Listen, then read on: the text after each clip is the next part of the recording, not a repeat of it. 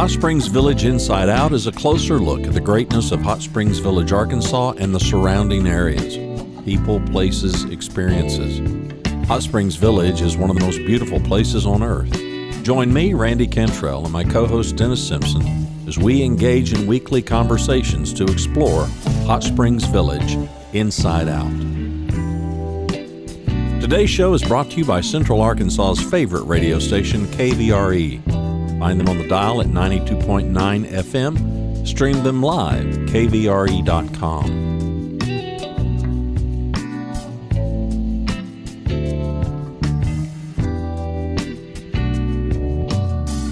Today's show is brought to you by RE/MAX of Hot Springs Village. The award-winning RE/MAX of Hot Springs Village is the largest real estate office inside the village with over 30 full-time agents and support staff. Visit them to learn more about this beautiful place to solve your real estate needs. Call them at 1-800-364-9007. Find them online at explorehsv.com. They are RE/MAX of Hot Springs Village at 1-800-364-9007 or online at explorehsv.com. HSV Inside Out is also brought to you by Ike Eisenhower State Farm. Ike and his award-winning team have been serving the insurance needs of folks all around Hot Springs Village since 1998. Ike has qualified for State Farm's President's Club, Chairman's Circle, and Hot Springs Village Insurance Agent of the Year. Call Ike Eisenhower State Farm today at 501-984-4100. That's 501-984-4100. Find them online at ikeeisenhower.net. Call them today for all your insurance needs because, like a good neighbor, Ike Eisenhower State Farm is there. Dennis Simpson here, Hot Springs Village Inside Out. Mr. Brian, Mr. Dan, and apparently we're going to have us one of these Coronado golf tournaments. What's going on there? Yes, indeed we are. I'll let Dan give you a little history on it, but this year I'm leading the team that's organizing the Coronado Golf Course Neighborhood Golf Tournament and Picnic. It's an annual event, been going on for many years, and it's happening Saturday, September 14th. Our registration deadline is coming up pretty soon, and thank you for helping us get the word out about it. We're happy to. People, this is what happens when you hold up your hand and volunteer. Don't know that I can recommend it. Right, Dan? Right, that's right. The Coronado Golf Outing and Picnic has been going on for as long as I've been here, and I've been here 20 years. It's probably 30 plus years that it has happened. Originally, there were a lot of golfers on the golf course, so there was the front nine against the back nine. Oh, really? And we always had plenty of people, tons of people that would come out, 200 people that would come for the golf outing. Really? Back then it was a really big spread, but as people have aged and the interest in golf has sort of left, it's gotten smaller and smaller, but it's still a really fun event. Well, Dan, I want to make sure it's those other people that got older, not you and me. No, right? Okay, so I'm just making sure I got this. We're young at heart. Yeah. Like your the rest of us may not be, but the heart is, and the mind. So if you told me we were having a Coronado golf tournament, I would say, okay, just the owners around the golf course or people like this, but it's open to everybody, right? Well, not technically everybody, but if you have some sort of connection to the residents, so it's past and present residents of the golf course, in an effort to increase the amount of golfers, because as Dan said, they have been kind of falling off the last few years. We are inviting other golfers out that we know personally through our relationships, through our business associates. So yes, we've opened it up, we've cracked the door open to the general public a little bit, but there's still we still want to keep the connection to our neighborhood, because the picnic later that day is really kind of the party where the neighborhood gets together and where we get out the golf awards. So wait, what? There's food? Oh yeah. Oh, afterwards, food. Always food. This sounds like a Baptist engagement. Yeah. Well, this year we're having Clampets. Going to cater? They're going to cater it for us. Really? Yeah. And Brian's got all sorts of things set up. He's got a cigar bar out on the gazebo at Cortez Pavilion. He's got a fishing tournament that he's planned. And we got cornhole going on. We've got the Chief Police and Kelly Hale coming to give a little talk. So, it should be a fun event, a good event. Well, tell me this. So let's look at the picture here again. This starts when? So it's the deadline is August 31st, technically for your registration, but we know by human nature that things are going to fly in after that. Villagers are like that? Yeah, I think generally. Yeah. I think Rumor the has few it. that I know. Rumor has it. But It's like a bunch of old people who don't sign up immediately when they That's know right. they should. Yeah.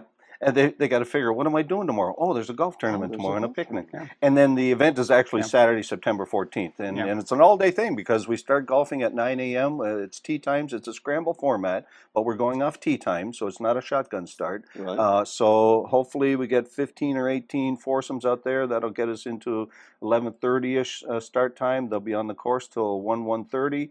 And then by 2:30, 3 o'clock, the picnic registration opens up at the Cortez Pavilion.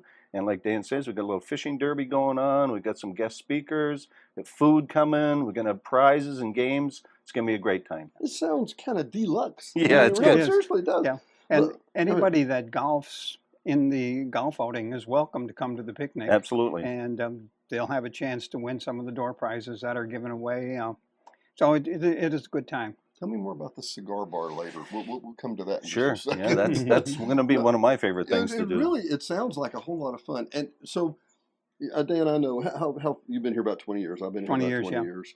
But the people before us, and you've heard of the stories, and we know, people would go, I have, thanks to Kelly Hale and some of the others, I have one of the deluxe jackets that you would have to wear at the DeSoto Club on a Friday or Saturday night. You didn't just get to meander in your polo. You had to be somebody. You had to have a jacket. You had. It was a fine establishment. Yeah. That kind of thing. There was a whole lot of participation. Right. There really Yeah. was. Right. And I understand not everybody plays golf. I got that. But that wouldn't preclude you from coming to the picnic. Enjoying the neighborhood, the Yeah, I mean, socialization. And the neighborhood, everybody gets an invite, and anybody can come to the picnic from the neighborhood. You don't have to golf. Yep. All you have to, and if you want to come to the picnic, and there are a lot of older people here, and they just want a chance to see their neighbors get together with their neighbors. So I'll tell you what, it works out perfect. It sounds great. And I was going to say, I think part of the deal is that maybe the pandemic, maybe age generation groups, maybe the changeover or whatever. I think we've lost a lot of that socialization, and when people get involved in that, they're surprised how much they like it. Exactly. You And know? how much they missed it. Yeah. Let's go back just for a minute. Coronado. Okay, we're sitting right here beside Balboa. Yep. This is probably that's probably the smallest clubhouse. Is it? You think it is? Yes, it is. I think so. It's the only clubhouse that has a restaurant in the clubhouse. Yeah, a restaurant in the clubhouse and a shower in the men's. Nobody uses it anyway. Yeah, And in the women's. I know. I wouldn't know, Dan. I wouldn't know. Well, I've had to do things in there at work.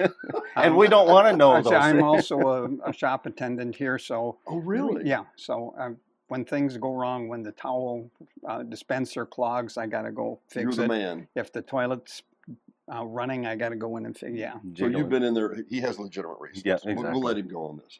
But what I wanted to tell people, I get these questions from people out of town, and I know a lot of people out of state will be watching these.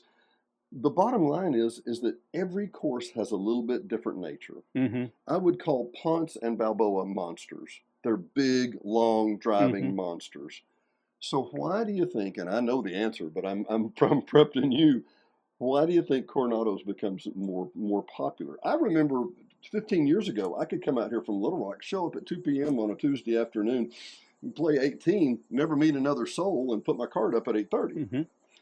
Well, it's an executive course, but it's a challenging executive course. We get guests coming in thinking it's going to be a song and dance to play the course, and they finish up and get out of the carts. I ask them how to go, and they said, "This is a really tough course."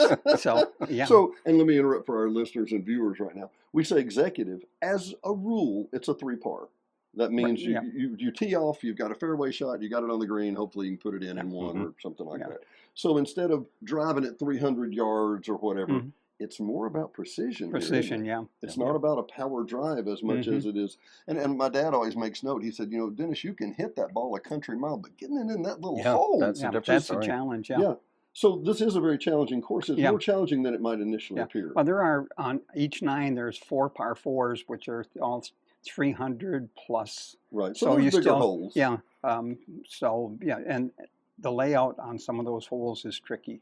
It is. So yeah, so You think you can see the green, but you really can't. you can't. Yeah, and there's a lot of trees. There's a lot of dog legs. A lot of downhills that you hit the ball and it ends up didn't get to the green, so you got to pitch back up. And yeah, it's a tough course. Well, as we like to say too, and Dan's much more of a golfer than I am, and I only do it occasionally. He's pretty regular out in there, but So you're recovering. Yeah, that's right. Yeah, but I'm not quite. He's not even going to the meetings. Too many hit me upside the head for.